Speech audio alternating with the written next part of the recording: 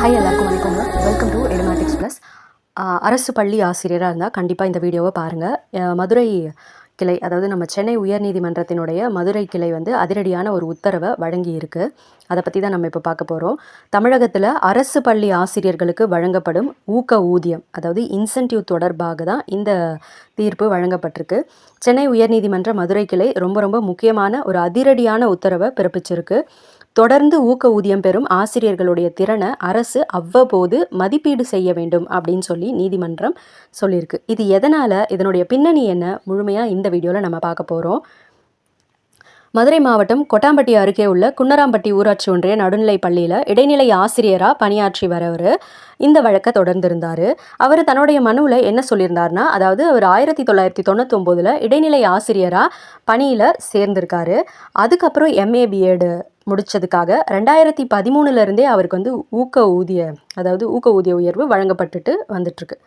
ஆனால் அந்த ஆடிட் அப்போ தணிக்கையின் போது அது வந்து தவறாக வழங்கப்பட்டதாக சொல்லி அவருடைய ஊதியத்தை மாற்றி அமைச்சு அவருக்கு வழங்கப்பட்ட கூடுதல் தொகையை திரும்ப பெறறதுக்கு வட்டார கல்வி அலுவலர் உத்தரவிட்டிருக்காரு. இந்த உத்தரவை ரத்து செய்யணும் அப்படின்னு சொல்லி தான் அவர் வந்து கோர்ட்டில் கேஸே போட்டிருந்தாரு.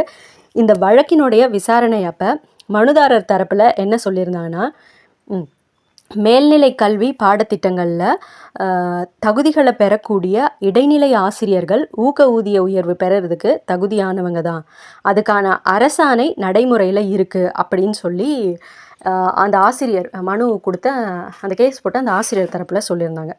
ஆனால் அரசு தரப்பு வழக்கறிஞர் இதுக்கு வந்து மறுப்பு தெரிவிச்சிருந்தார்.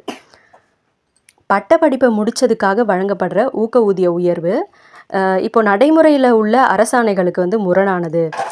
தணிக்கை அப்போ தான் வந்து இந்த தவறே கண்டுபிடிக்கப்பட்டுச்சு. அதனால் மனுதாரருக்கு வழங்கப்பட்ட கூடுதல் தொகையை திரும்ப பெற உத்தரவிடப்பட்டது சரிதான் அப்படின்னு சொல்லி அவர் வாதிட்டார். ஸோ இதில் வந்து பார்த்திங்கன்னா, இந்த வழக்கு விசாரித்த நீதிபதி அவர்கள் மனுதாரருடைய மனுவை தள்ளுபடி செஞ்சு அதிரடியான உத்தரவை பிறப்பிச்சிருக்காரு.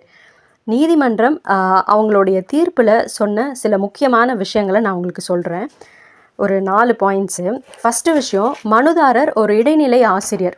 அவர் மேல்நிலை கல்வி பாடத்திட்டத்தில் பொருளாதாரம் வந்து ஒரு பாடமாக படிச்சிருந்தாலும் அந்த ஒரு காரணத்துக்காக மட்டும் ஊக்க ஊதிய உயர்வுலாம் வந்து கோர்றதுக்கு மனுதாரருக்கு உரிமை இல்லை. அவர் வந்து ஒரு இடைநிலை ஆசிரியர் அப்படின்னு சொல்லிட்டாங்க. ரெண்டாவது விஷயம், இடைநிலை ஆசிரியராக மனுதாரர் மேற்கொள்கிற பணிகளும் அவர் பெற்ற அந்த பொருளாதார பட்டப்படிப்பு தகுதிக்கும் இடையே நேரடியான இல்லை நியாயமான தொடர்பு எதுவுமே இல்லை அப்படின்னு சொல்லிட்டாங்க. மூணாவது விஷயம், இந்த கூடுதல் அறிவால் அவர் கற்பிக்கும் மாணவர்களுக்கு என்ன பயன் இருக்குது, அவருடைய அந்த கூடுதல் அறிவால் அவர் கற்பிக்கிற மாணவர்களுக்கு என்ன பயன்? ஊக்க ஊதிய உயர்வு திட்டம் அறிமுகப்படுத்தப்பட்டதன் நோக்கத்தை மனுதாரர் வந்து நிரூபிக்கலை அப்படின்னு சொல்லிட்டாங்க.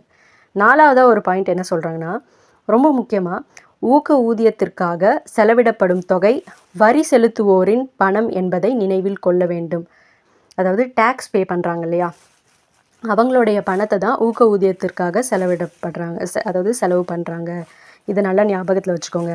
இந்த ஊக்க ஊதியம் எதற்காக அறிமுகப்படுத்தப்பட்டதோ அந்த நோக்கம் நிறைவேறினால் மட்டுமே இத்தகைய செலவினத்தை நியாயப்படுத்த முடியும் அப்படின்னு சொல்லி நீதிபதி சுட்டி காட்டியிருக்காரு. ஸோ இதோட தொடர்ச்சியாக தமிழக அரசுக்கு உயர்நீதிமன்றம் ஒரு முக்கிய உத்தரவையும் பிறப்பிச்சிருக்கு. அதாவது ஊக்க ஊதிய உயர்வை தொடர்ந்து பெற்று வரும் ஆசிரியர்கள் தாங்கள் பெற்ற அந்த கூடுதல் அறிவு மற்றும் திறன்களை கற்பித்தல் பணியின் போது மாணவர்களுக்கு பயனளிக்கும் வகையில் பயன்படுத்துகிறார்களா அப்படிங்கிறத அவ்வப்போது நீங்கள் மதிப்பீடு செய்கிறதுக்கான ஒரு நடைமுறையை தமிழக அரசு உருவாக்கணும் அப்படின்னு சொல்லியிருக்காங்க.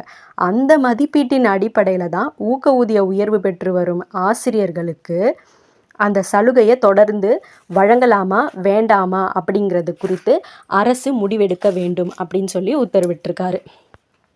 வரி செலுத்துவோருடைய பணம் வீணாகக்கூடாது, ஆசிரியர்களின் தகுதி மாணவர்களினுடைய கல்வி வளர்ச்சிக்கு உதவ வேண்டும் அப்படிங்கிற நோக்கில் நீதிமன்றத்தின் இந்த உத்தரவு அமைந்துள்ளது.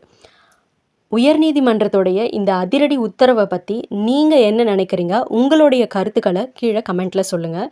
இந்த வீடியோ உங்களுக்கு பிடிச்சிருந்துச்சுன்னா லைக் பண்ணுங்கள், ஷேர் பண்ணுங்கள். மறக்காமல் நம்ம சேனலுக்கும் சப்ஸ்கிரைப் பண்ணுங்கள். தேங்க்யூ.